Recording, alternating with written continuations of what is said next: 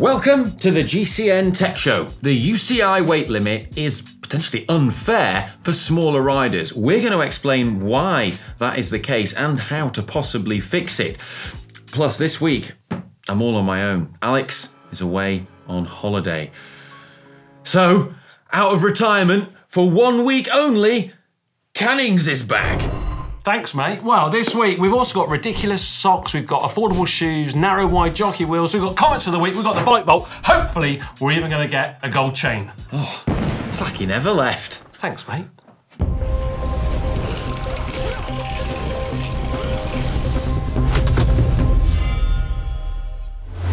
Good to have you back, man. Thank you very much. It's a pleasure. Cool. So this week we're discussing how the UCI weight limit is a disadvantage for smaller riders and what could potentially be done about it.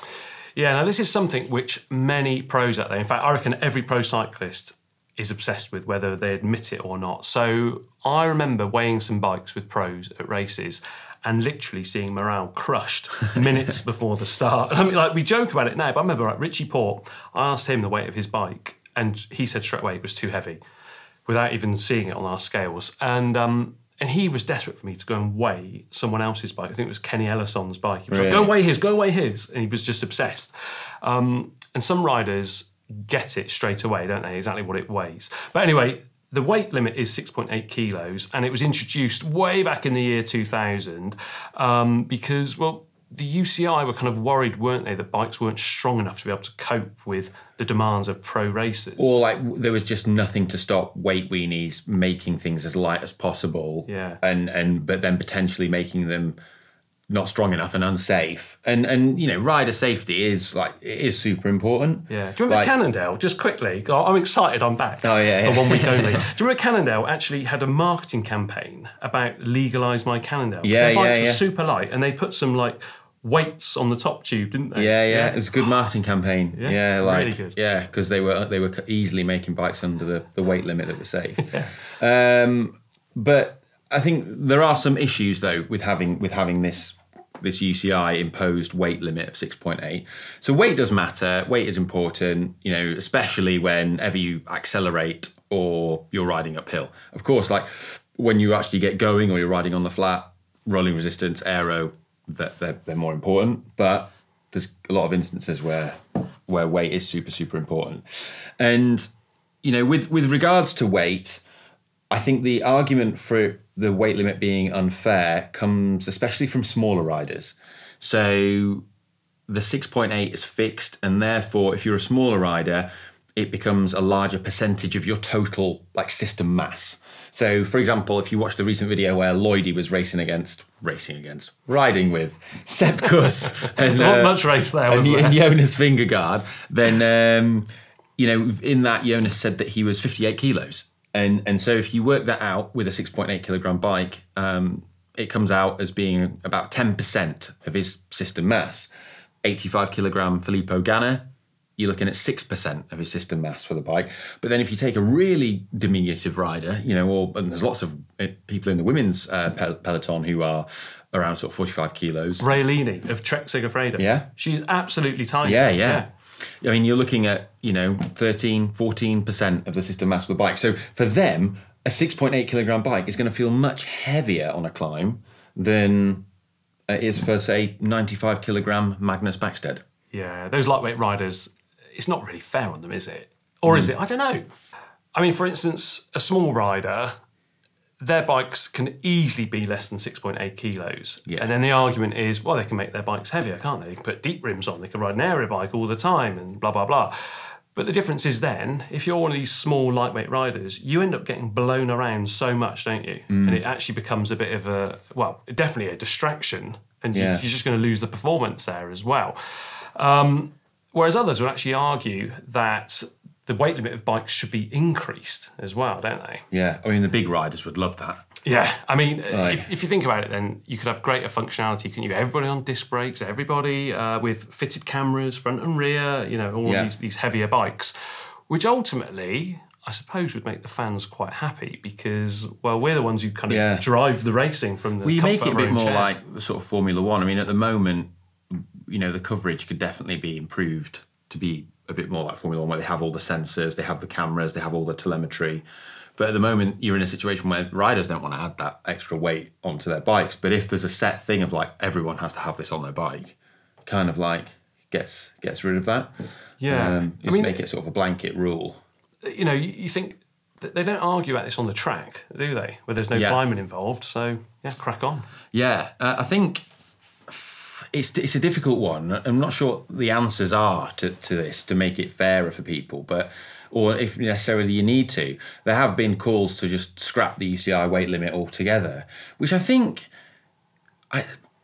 I feel like that might be the most sensible solution, because I don't necessarily think that you need it, because there's other ways to do it, and we kind of have those other ways now. So, for example, for equipment to be used, it has to be like UCI legal. Yeah. In these pro races. So the frames all have UCI stickers on them. The wheels need to be UCI legal.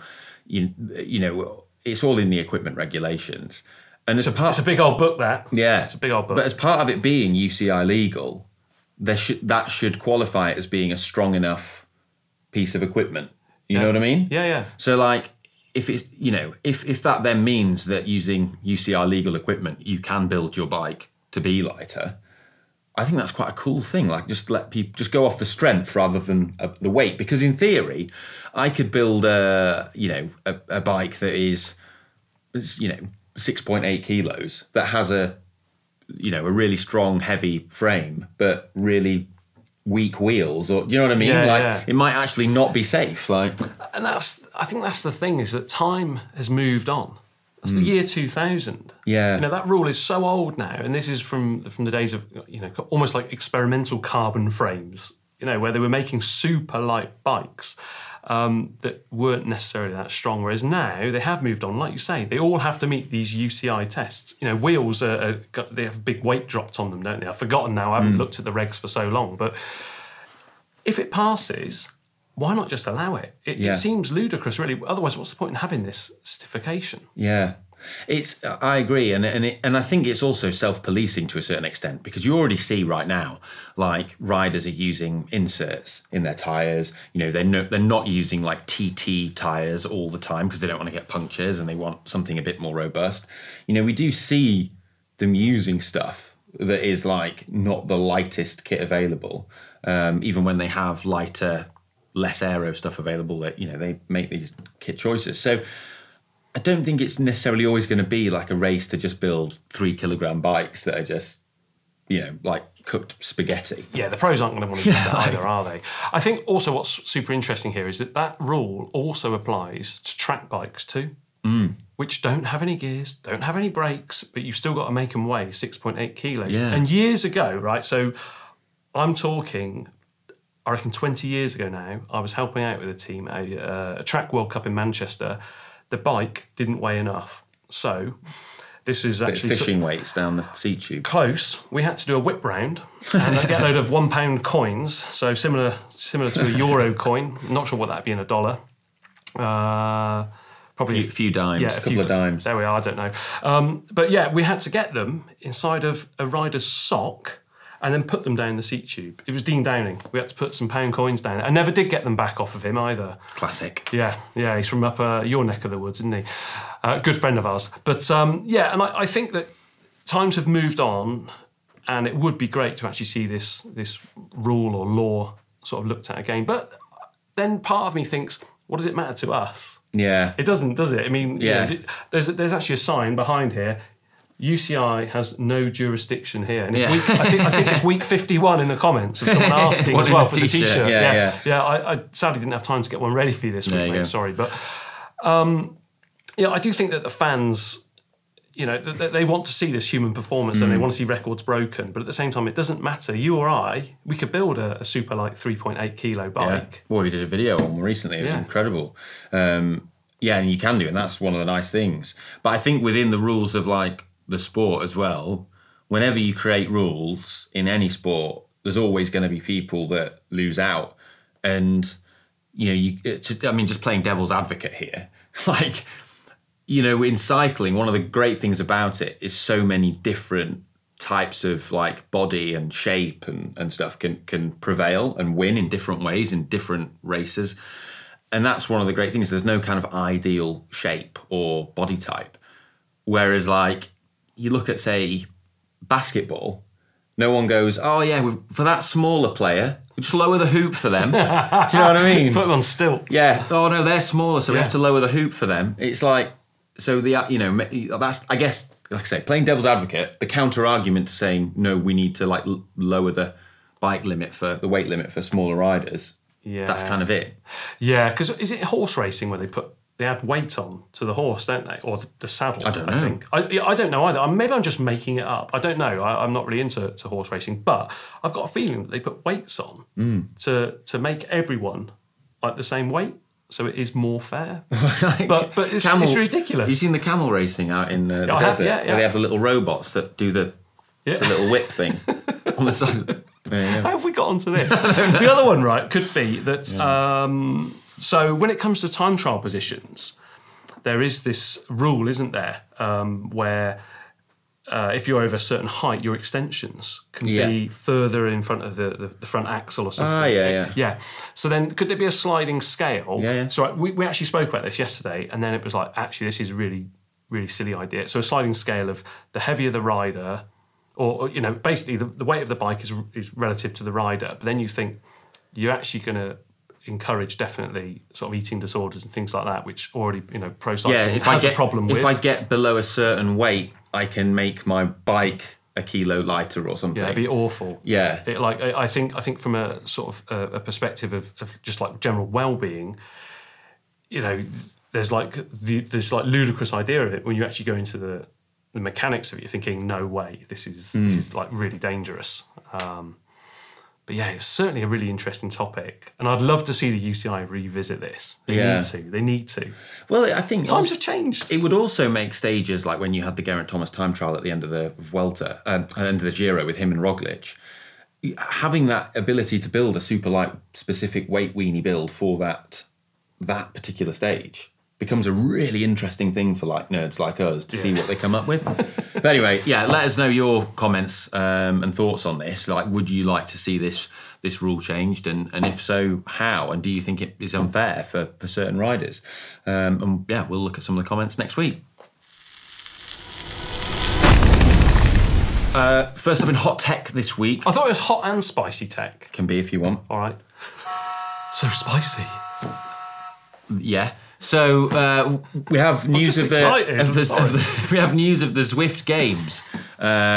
So this is a festival of competition that's being put on by Zwift throughout the month of March, where you have the opportunity to take part in a series of races for all ability levels. So right through from beginners through to elite level, and there's different categories of races, and then. Well, there are winners within the community afterwards, but it's great fun. And we did a condensed version of the Zwift Games for our GCN presenter World Champs. Yeah, you could almost do your own workplace championships and have a very worthy winner, because I believe it was you, Ollie. In fact, I know it was you. Spoiler alert if you've not seen the video, but sorry. I did manage to be triumphant against the other guys and GTN as well. Loser. Yeah, that must have been horrible in that basement. It must have stank of chlorine with those triathletes down there. Oh, yeah. Swimming pool smell. Well, fortunately they're not very good cyclists, so there you go. You heard that here first. I'm not saying that. No, I'm no, we love to just knock on triathletes and GCN. It's all good fun. Yeah, because after all, you've done triathlon in the past. Shh, don't tell them that. I'll bring out the picture. My tri-curious days are well behind me. Anyway, I did notice, though, a cool bit of hot tech actually being used by the GCN guys, which was a turbo trainer that I've not seen before. So they were riding these True Kinetics turbo trainers. Some of you will have no doubt heard of these, but I'd imagine that a lot of you haven't, because I haven't seen them. And so, I checked them out and had a look. They're pretty interesting. So I've got some stats here. They don't have a flywheel on them like other trainers, like the Wahoo Kicker. They have a virtual flywheel. And that means that it can then sort of give you strength training as well as a cardio workout, they say. Yeah. I think it's pretty intriguing. And it was, this technology was invented by a couple of universities that have put this together. And because it doesn't have that heavy flywheel on it, the trainer can be lighter too. So they're only 15 kilos for the trainer. Only. I mean, it's still heavy for me and my little T-Rex. Well, welcome to the gun show. Yeah. But the other thing that was interesting about these trainers is they also can generate their own power as well. So unlike other smart trainers, where you need a plug socket, you need to plug it in, these ones can run off their own steam for 3 hours. So that actually makes them pretty useful as an option. If you're looking for a smart trainer where you want to take it so that you can warm up on a start line of a race in a car park where you don't have a plug socket, that's pretty useful, isn't it? Yeah, it's good for the environment too, isn't it? Now, I was actually really interested with these trainers because since I stopped presenting, I'm now one of the official tour guides of GCN Megabase. I jest. But I was showing actually some guests around, some visitors, and those trainers were there. And what I loved was that one of them had 2 little wheels on it, so you could just push it around. It's the actual bike. It's not the smart trainer, but it's, the big sit-on bike. And I thought, that is so good because, us cyclists, we're not known for our upper body strength of having to move around heavy objects. True that. Yeah. I just thought that was so cool. And also the hoods were really nice as well. Ever so comfy on that bike. Yeah. There you go. Next on Hot Tech, put this in especially for you. Go on. Tool of the week. Well, basically, right? And no, it's not Hank. Oh, some things never change, do they? No. Honestly, it's like being back in a school playground. I love it. It's great. Park Tool have got a new tool out, right? It's called the Park Tool EP1 Wire Crimpers. Nice. Right, so it can crimps your wires, right? Yeah. And puts the crimping thing on. Yeah. But they've modified it, right? You'll appreciate this. It doesn't just do it on the like that. Yeah. It also, in the nose of the pliers, can do it on the end. So if you've got a really hard to reach one where you want to nose in. Blimey. So that would be ideal, actually, for the Campagnolo Delta brakes. I've just thought about that. Like, as soon as you said how it goes in, because that had to be cut flush using a 3.5mm Allen key to tighten it, and then you had to cut it flush and then awkward to reach. Put that cap back on and not have the... Yeah. And honestly, and then you couldn't pull through the cable once it's stretched. And it's like being a trip down memory lane again in here with you. It's like strangely nice but horrible at the same. No, it's actually great to hear. I knew you'd enjoy that. No use to you because I doubt you use rim brakes anymore or any cables and stuff. But there's plenty of people out there who still do. Very rarely. Me. Yeah. Also this week, and I'm really excited about this. We've got some new aero socks to talk about. Right, literally, things do not change. Right up your street. Yeah, so, hit me with the stats. Then. So Swiss side. Yeah. Okay. They make their own aero wheels. People know that. They've brought out some socks, and they're also, people might not know that they're technical consultants within the sport of cycling. So background in Formula One and headed up by Jean-Paul Ballard, and then they are largely responsible for AG2R's new Van Rysel bikes, and their TT bike and all that sort of stuff. And I mean, that AG2R, they look like a different team now, don't they? Yeah, I don't know if I like it or loathe it. I don't know. It's not just that they've got rid of their brown shorts. Yeah, it's so disappointing. Yeah, but I've been loving seeing them. They look like they're on fire. They've been winning races. Yeah. They're doing really well. But when they've got these new socks as well, apparently, these socks they're socks, right? They came with a 20-page press release. What? It's just one language? Yeah. Just about it must be a really big font. These are fast. Well, just going through all the technical details of the socks and the R&D and the development that went into them. Yeah. Which I think is justifiable because they're pretty expensive socks. They're £51. That's rather precise, £51. Yeah, sort of. What's that, €55? Well, yeah, something like that, probably. Yeah, around that sort of mark. But it's that thing with aero socks. Aero socks do make a difference, and in terms of that sort of dollars per watt or pounds per watt saved, it's actually kind of a lot more cost effective than wheels. Is it? Yeah.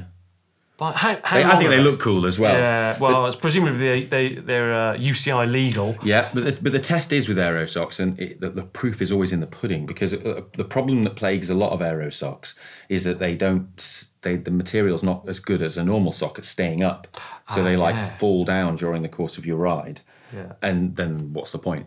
So it'd be interesting to see if these ones actually, they've managed to fix that problem. Or in the case of some riders, they handily fall down during the ride so that they're no longer illegal. When they come around with the Oskin Montego windscreen wiper measuring device to measure your socks. The Austin Montego, you don't see many of those anymore. That sock measuring device they used to whip out. Yeah, that thing was truly, we've forgotten it today, Dave. Where are we going to... Oh, there's a car over there. I failed, sorry. But the thing is, right, is I know you're sceptical about aero socks because you're old school and all the rest of it, and a lot of the viewers are, but what I would say to you is, if Fignon in '89 had worn aero socks, if he'd worn these ones, according to the press release, he would have won the Tour. Really? There you go. Wow, they must be quick then.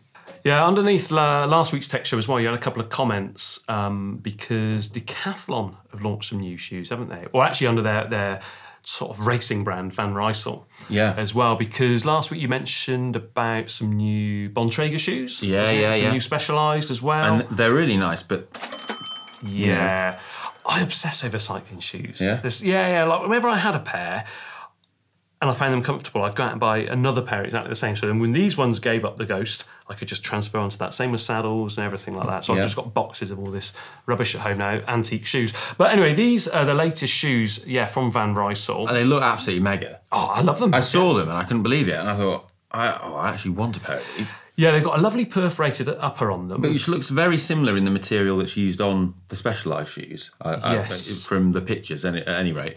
But 2 boa dials on them, Li2 dials so you can tune the fit. Carbon soles, which is rated 12 out of 12 on the stiffness index. Why not just say 10 out of 10? I don't know what is the stiffness index. Yeah, and also, what does 12 mean? 10 out of 10 makes sense, 12 out of 12. Anyway, I mean, they're affordable as well, aren't they? Well, that's the thing. They're available in black or white and $169.99, which is still a big chunk of change. Yeah. But these are a top-end shoe that is being used by pros on the AG2R team. So I know, Nons Peters has been using them. Yeah. Whereas all the other top-end shoes now, they're over 300, which is, loads. Yeah, I also think as well, contact points is somewhere where you should never really scrimp out, like your saddle, your shoes, your handlebars, or your bar tape, your gloves. These are the 3 bits which you can contact with the bike with, and you need to be comfortable. Yeah, well, you obviously go try them on, but they look pretty good anyway. Yeah. So last in hot tech this week. Yeah, we've got some oil slick, narrow, wide jockey wheels from Sea Bear. Yeah. So it's a Belgian brand, isn't it? And they've actually made these for Shimano GRX rear derailleur, which apparently you don't even have to modify or anything. They just direct replacement. And there you go. Yeah. They look. I mean, it's just a bit of bling, isn't it? They look. We love a bit of bling, don't we? Peyton loves oil slick stuff. Yeah, it's a love-hate. He's into his oil slick. Yeah. Yeah. There's a car which drives around here in the colour. It's a Volkswagen. Yeah, Volkswagen Passat, I think. Like like a car which you wouldn't imagine to have an oil slick bling Yanni Mize style wrap. Peyton would love that. Yeah. There's also a Mini Cooper as well, one of the R53s that also came in the oil slick. There you go. Right, more hot tech next week. Right, time now for comments of the week. Now, first up, we've got some comments under last week's show where we were talking about Campagnolo Ekar. GT, new group sets come out from Campagnolo, gravel-based group set. And we were talking about how it sort of compares, how Campagnolo group sets compare to other sort of brands in terms of the tiering and the hierarchy of group sets. And Eric Vald, 7264, said, odd that you didn't mention Chorus. It's a fantastic road and even gravel group set. 12-speed, rim or disc brake options, mechanical, has front, mech, double chain set, and the price is competitive with 105 mechanical. Chorus is going on my next custom build. Well, the reason why we didn't mention Chorus is because Chorus is regarded as being more in line with Ultegra. Yeah, it always has been, actually. Yeah, that's where they position it. So it's like... It's a bit of a funny one, isn't it, with Campagnolo? So right, you've got Super Record, Chorus, and so on. But it's like having Dura Ace and then Dura-Ace Plus or something like that. Do you remember when Campac had loads of group sets? Like so many. Yeah, they used to have a lot more. Yeah. They definitely trimmed the menu down. Yeah. Mirage, Athena, Xenon, Centaur, Yeah. Chorus, Record. Well, yeah, I mean, like, loads. yeah, you can sort of understand why you would do that. It's a bit like when Gordon Ramsay goes in on Kitchen Nightmares. First thing he always says is like, you got too much stuff on the menu. Double down on like your best dish. So what, Gordon Ramsay, he needs to get on the channel because he's into triathlon, isn't he? Actually, he can still come on our channel. He's into triathlon, but he's welcome. Yeah. He is welcome. There you go, Gordon. I know you're watching.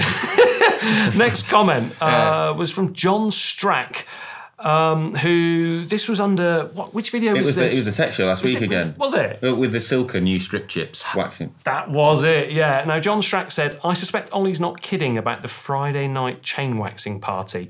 No. You're not, are you? No, not at all, no. No, and you're proud of it? Great times. Yeah. Great times. With all your mates? With all my friends, and then, we just play a bit of Warhammer afterwards.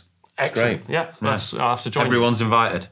Mama Mooney's next with, she also is into the chain waxing party. Yeah. She wants to come. I'd be down for a Mega Moonbase Alpha chain wax party.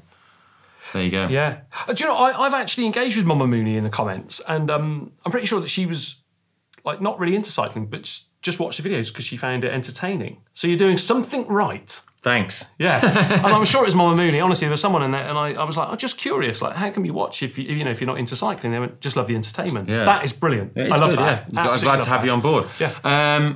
We also announced last week our partnership with Elite Wheels as our new wheel sponsor on the channel.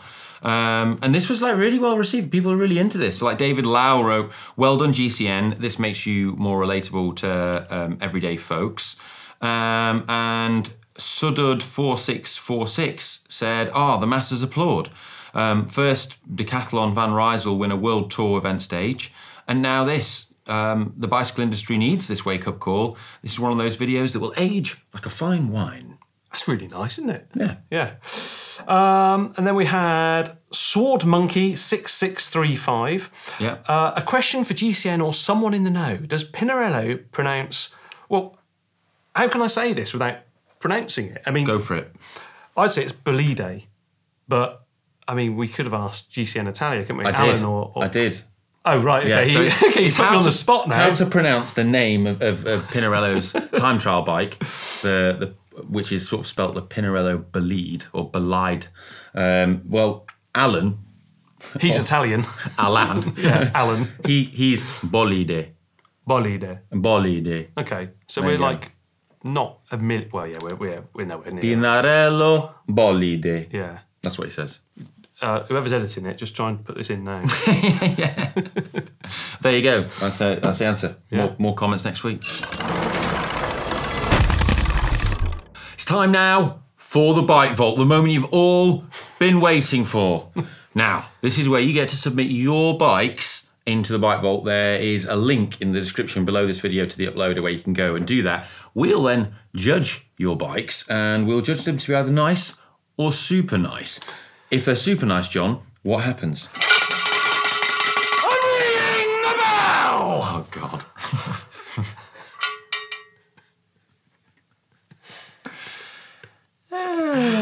Right. Okay. So first up this week, we've got Matt with a Bianchi Ripato Corsa.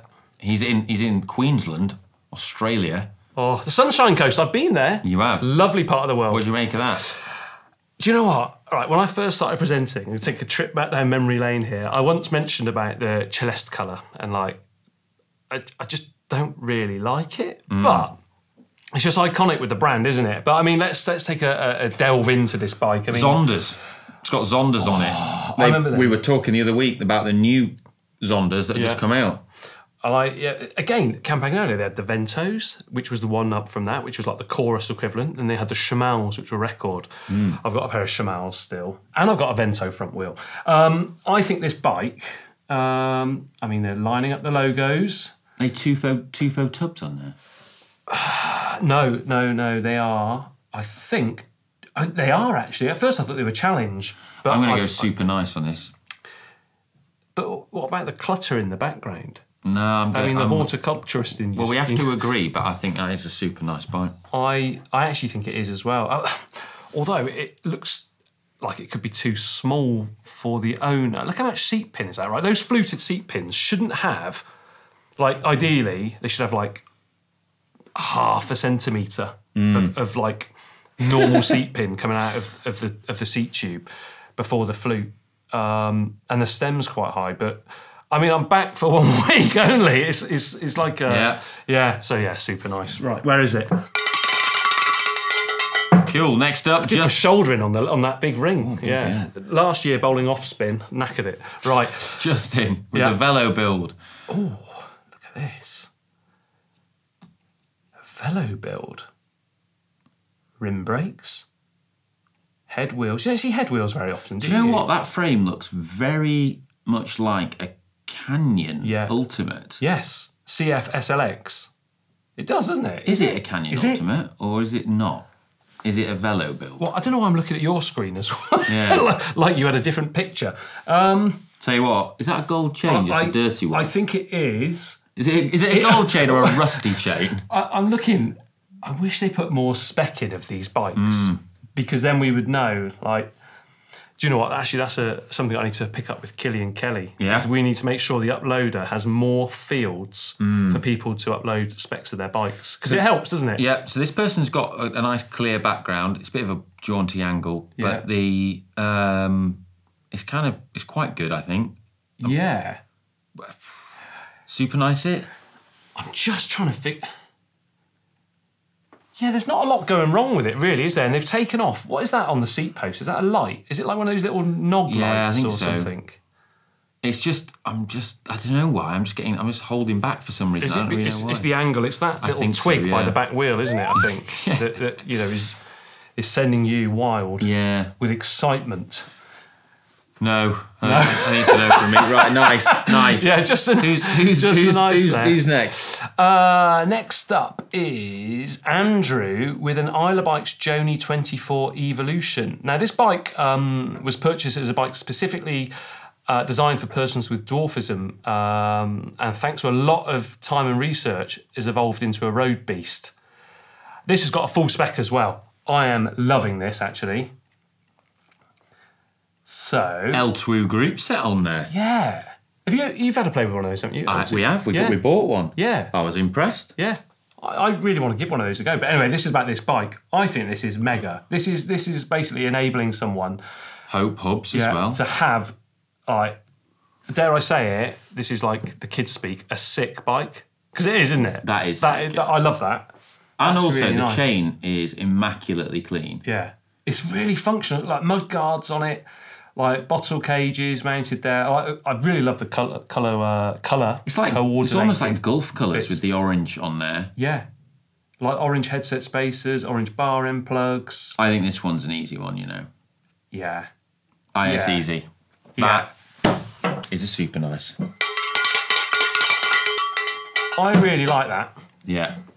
Right, who's up next? We've got George. The location, this is what I love. My yard, Rhode Island, the US of A. Yeah. Specialised Roubaix.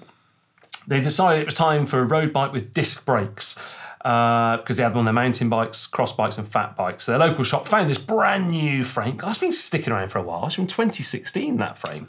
Yeah. Got 11-speed group set on there, SRAM red, Rimac is Force. Gold chain. This is a very detailed description as well. Bike weighs 7.7 kilos. It's a big old unit as well, that bike, also, isn't it? I'm loving the photo. Yeah, the depth of field. Telephoto you lens. read amateur photography? Yeah. It really pops against the white, snowy background. Yeah. You can really see it. It's really good. That's almost like golf colours as well, isn't it? Yeah. I think that's it. And it's speed plate pedals on there. Hang on. How do you know that's like golf colours? You tell everyone you're colourblind. Yeah. You're rumbled. No, I am colourblind. I can still see. I'm not monochromatic. I'm not like a lion. I thought you were. No, I can still see colour, just not as well as other people. All right. All right, sorry. It's like when a blind person isn't like completely blind. Yeah. They can still see a bit. Like me, for example. I can see. I've had to start wearing glasses more and more. The eyesight is terrible. Yeah. Gold chain, Ollie. Yeah. Beautiful, that, isn't it? Depth of field. Although, right, it's a big old bike. That you've got the stem pointing up. You've got a big old chimney on top of the stem. What you could do would just be move the stem up, but flip it around the other way. That would be better, wouldn't it? Yeah. But having said that, I think I can super nice this one. For me, that is a super nice. I would say sort of do what you're saying with the stem. Yeah. But how is it propped up? Shadow stand or magic? Magic. Is this photoshopped? It's Narnia. Is this photoshopped, Ollie? No, I think it's magic. No, I think there's some. Okay. I think it might be a shadow stand. Penn and Teller have been there doing their magic. Yeah. Yeah, started to watch that recently. Yeah, super nice. Ring the bell. Next up, we've got a Bianchi Impulso from Scott, who has taken this in the First Nation territories in Canada.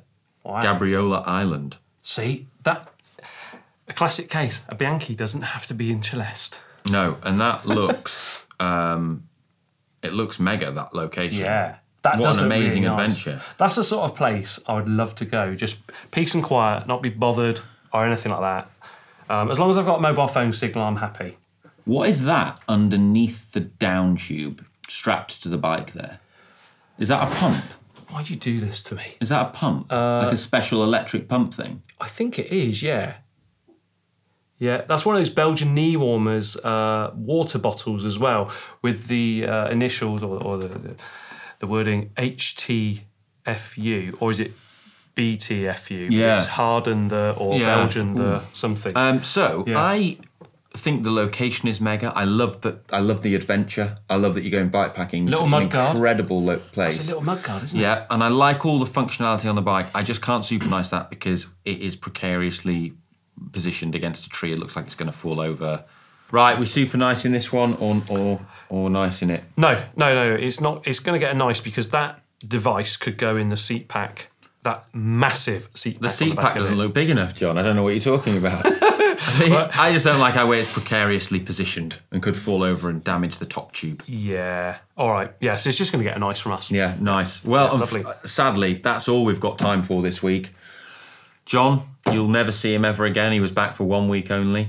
I just actually want to crush these rumours. You know, that you died. Yeah, all these things like he's quit. He's had a big fallout and stuff like that. Just just like you and Humphrey. That's his name, isn't it? Yeah. Humphrey or Terence. Yeah, that's the one. A part of the cycling Illuminati that decide what products are launched and how you influence the world. Actually, you don't influence them, you just decide. I still work at Global Cycling Network, don't I? Yeah, you do. Absolute pleasure to have been here. Well, yeah, you better get back to work. Thanks, mate. Alex will be back next week.